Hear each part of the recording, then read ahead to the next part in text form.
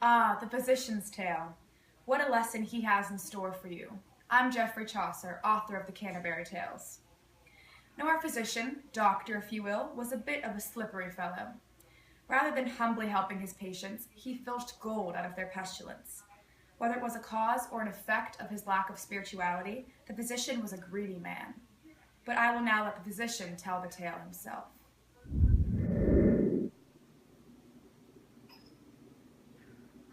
I will now begin my tale. There once was a very honorable knight named Virginius. He had many friends and was very wealthy. The knight had but one daughter, Virginia, who was the apple of his eye. Virginia was the most beautiful maiden in the town. Her beauty was the work of nature. It could not be imitated. Her colorful features and red locks were a beauty to behold. Though she was only 14, her virtue was renowned. Compared to her beauty, her virtue was 1,000-fold. As wise as she always remained modest and spoke accordingly. Virginia kept her grace and virtue, without being raised by a governess. Because of both her immeasurable beauty and virtue, Virginia was known and celebrated throughout the land. But all who valued virtue, save only envy, who, so sorry to see others successful, delights in other sorrow and distress. Beautiful girl. G-L-A-N-O-R-O-U-S,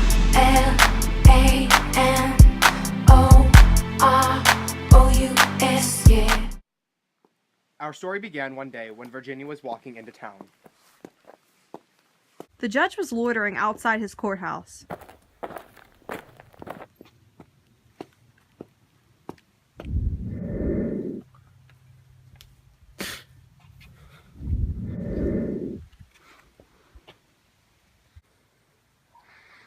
You got me tripping, stumbling, flipping, She must be mine, in spite of any other man. Cannot entice her. She's much too virtuous. There must be another way.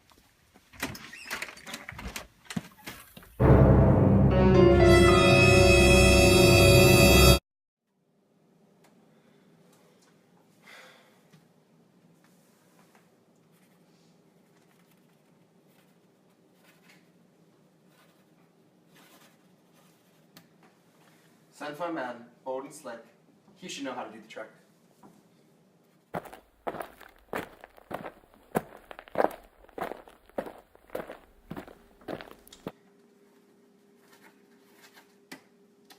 Thank you for coming.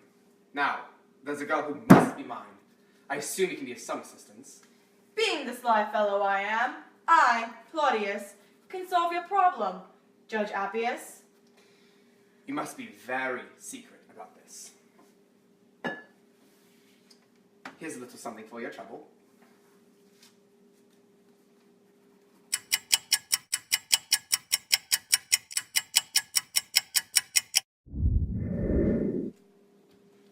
Please, Your Honor, read my complaint against Virginius. If he denies the validity of my bill, I'll prove it to be true. I cannot hear this case until the defendant is present. Bring Virginius here, and you'll have no wrong to fear. time goes by so slowly. Time goes by so slowly.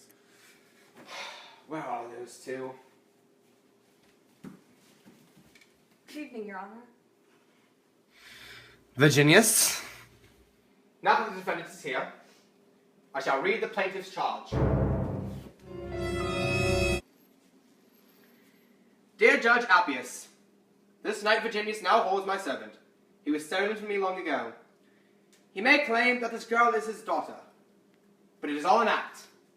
Please, Judge, return me my slave, if that should be your will. Your Honor!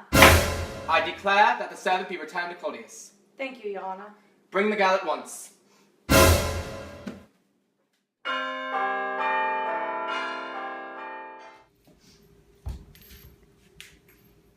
Sit. My dear daughter Virginia, you face two futures in your young life, either death or shame. Alas, that I was born! You do not deserve this, but you must die. I have always loved you and kept you in mind. You are both my last sadness and my last joy. Embrace your death. It is my fate also. I do this only out of love. Alas, that Appius ever saw your sweet face. That is why he rigged the case, placing you in the care of that rogue Claudius, to live with the judge a life of lechery. Have mercy on me, father. Is there no other way? I'm afraid not, my dear. Then allow me some time to grasp my fate. Surely Jephthah allowed his daughter Grace before he slew her, to lament. Alas, my dear Virginia. God bless as a virgin I be dead. Give me death before you give me shame. Do with your child your will in our Lord's name. Virginia. My dear child, my dear Virginia, I know what I must do.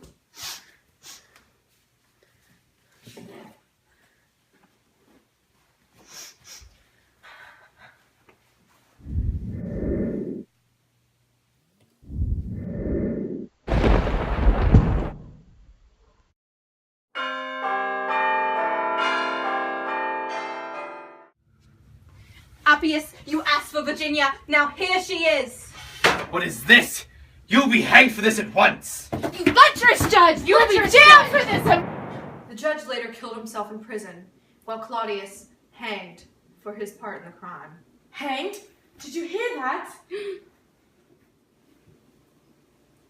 Virginius in pity prayed that he may be spared, and so they exiled him instead, for certainly the man had been misled. The lesson to be learned from my tale is this: all sinners will meet their punishment, no matter what their status. I warn you then, and let this advice be taken: forsake sin, or for sin you'll be forsaken. I hope you enjoyed the physician's tale. The central theme to our friend's tale was this: whatever sin, no matter how big or small, will be punished. Though our physician thought this tale to be a stalwart of virtue and morality, it is satirical because Virginius' solution to protecting his daughter from shame is beheading her. Contrary to what the physician believes, this tale is highly immoral and dark. I chose the physician to tell this tale to highlight the fact that he is supposed to be moral, yet he swindles money from his patients, which contradicts everything a physician is supposed to stand for.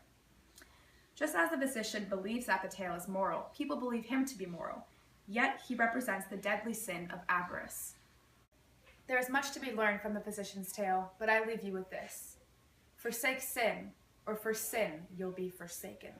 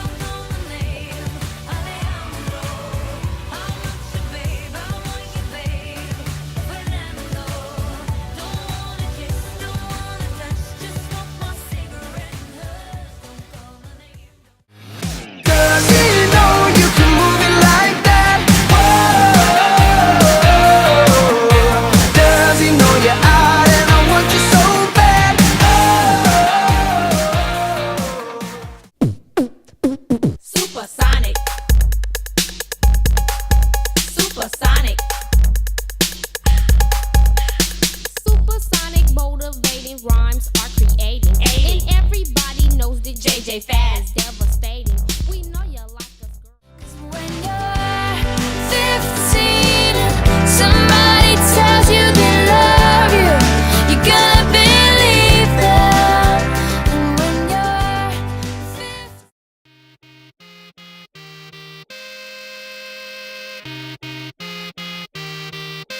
hot and dangerous. If you're one of us, then roll with us, 'cause we make the hipsters fall in love when we got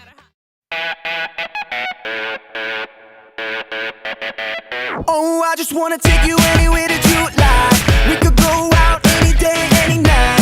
Baby, I'll take you there, take you there. Baby, I'll take you there, yeah. Oh, tell me, tell me, tell me.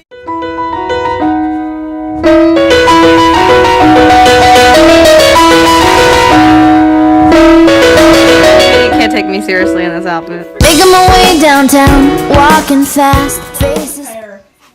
You're the author of the How did you smile? All sinners will meet their punishment, no matter what their status. I warn you, forsake sin, or for sin you'll be forsaken.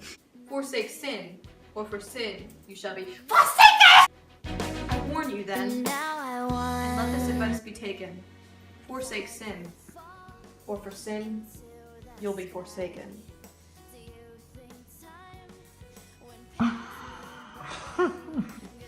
Forsake sin, or for sin you'll be forsaken. What is this? I forgot the words.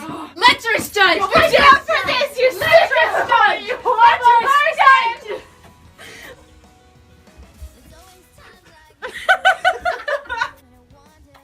Judge, you asked for Virginia. Don't be judge! It was my fault, I'm sorry. Judge, you asked for Virginia. Everyone forgot Virginia! Boo! Judge, you asked for Virginia. Now here's. I do this. Judge, you'll be down for this! Why do you say it so many times? Lecherous judge! You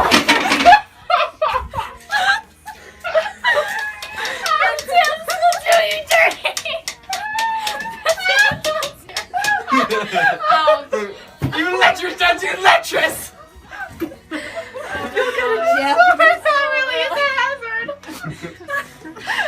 Tim's whole series. Judge, come you to messed up.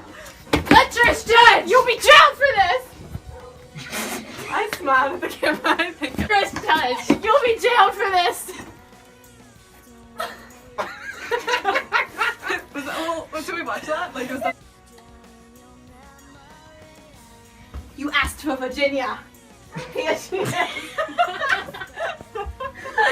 was good. That was a good one you said. That is good. I mean, Did I step in poop? You seriously stomped so hard. You're like, I'm gonna probably add footstep sounds. So, alright, ready? Hey, I'm gonna say this is. Here's Virginia. Here's Ginny! Here's Ginny. alright, ready? What is? I thought you were taking the head out of the bag. That was way too long. Am I supposed to say something? Yeah? Oh, no. You can just keep these takes too, because I'll use them as bloopers. Okay. Us buying